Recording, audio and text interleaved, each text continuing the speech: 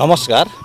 আজি মই আপোনালোকৰ ওচৰত এটা বহুত গুৰুত্বপূৰ্ণ ভিডিঅ' লৈ আহিছোঁ। আপোনালোকে মোৰ এই ভিডিঅ'টো পোৱাৰ লগে লগে আপোনালোকে বেছিকৈ শ্বেয়াৰ কৰিব, কাৰণ এই ভিডিঅ'টো মই অকল কৃষক বন্ধুসকলৰ বাবেহে লৈ আহিছোঁ।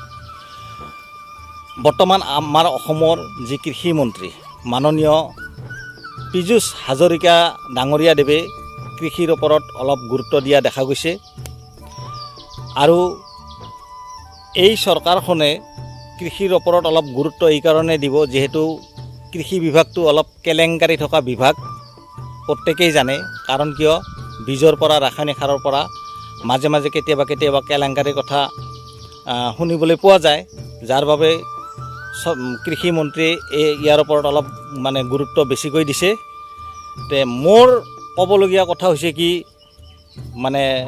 চৰকাৰে এটা নতুন পদক্ষেপ লৈছে।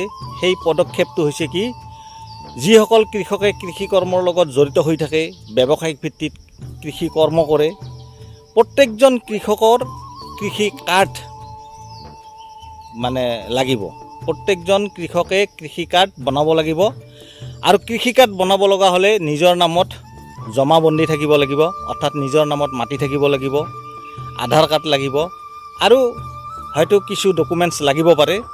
যদি আপোনালোকৰ কৃষি কাৰ্ড নাথাকে বা আপোনালোকে যদি নবনায়, তেতিয়াহ'লে আপোনালোকে কোনো বীজ ভাণ্ডাৰৰ পৰা আপোনালোকে ৰাসায়নিক সাৰ ক্ৰয় কৰিব নোৱাৰিব, কোনো দোকানৰ পৰা আপোনালোকে ৰাসায়নিক সাৰ ক্ৰয় কৰিব নোৱাৰিব।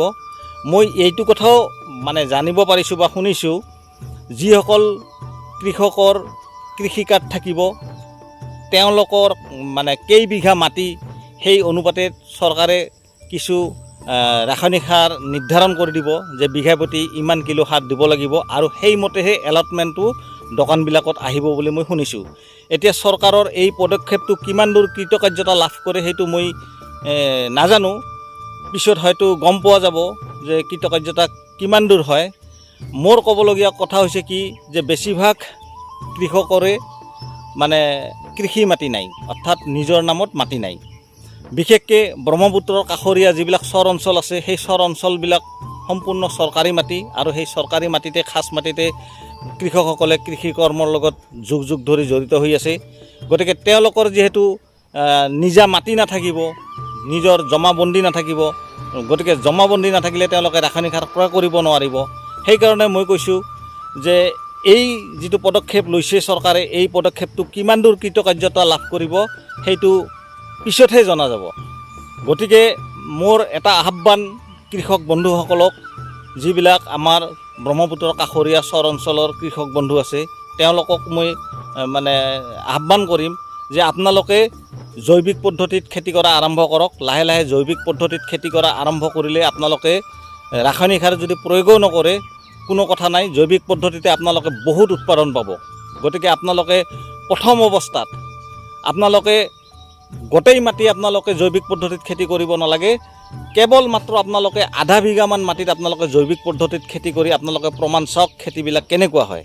কাৰণ কিয়, এই যি কৃষি কাৰ্ড বাধ্যতামূলক কৰিব, গতিকে আপোনালোকৰ যদি কৃষি কাৰ্ড নাথাকে আপোনালোকে ৰাসায়নিক সাৰ ক্ৰয় কৰিব নোৱাৰিব, আৰু ৰাসায়নিক সাৰ ক্ৰয় কৰিব নোৱাৰা আপোনালোকে খেতি কৰিব নোৱাৰিব।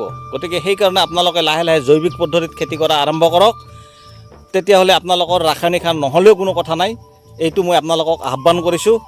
লগতে আপোনালোকে যিসকলৰ জমাবন্দী আছে, সেইসকলে কৃষি কাৰ্ড অনতিপলমে আপোনালোকে বনাই লওক, আৰু এই যে আপোনালোকে কৃষি কাৰ্ড বনাব, আপোনালোকে কৃষি বিভাগৰ যি কৃষি সম্প্ৰসাৰণ কৰ্মী আছে তেখেতসকলৰ লগত, অৰ্থাৎ যাক আমি গ্ৰাম সেৱক বুলি কওঁ, গ্ৰাম সেৱকৰ লগত আপোনালোকে যোগাযোগ কৰিব পাৰে, বা আপোনালোকে জিলা কৃষি বিষয়াৰ অফিচত গৈ আপোনালোকে যোগাযোগ কৰিব পাৰে। কাৰ্ডখন ক'ত বনাব লাগে, কি কথা, আপোনালোকে একোখনকৈ কাৰ্ড বনাই লওক। কাৰণ চৰকাৰে যদি এনেকুৱা পদক্ষেপ লয়, তেতিয়াহ'লে যিসকলৰ কৃষি মাটি আছে তেওঁলোকেহে খেতি কৰিব পাৰিব, যিসকলৰ নামত কৃষি মাটি নাই তেওঁলোকে খেতি কৰিব নোৱাৰিব। গতিকে সেইকাৰণে মই আপোনালোকৰ ওচৰত এই ভিডিঅ'টো আগবঢ়ালোঁ। আপোনালোকে বেছিকৈ মোৰ এই ভিডিঅ'টো শ্বেয়াৰ কৰক, যাতে প্ৰত্যেকজন কৃষকে মোৰ এই ভিডিঅ'টো পায়। গতিকে মই এইখিনিয়ে ক'লোঁ, ধন্যবাদ।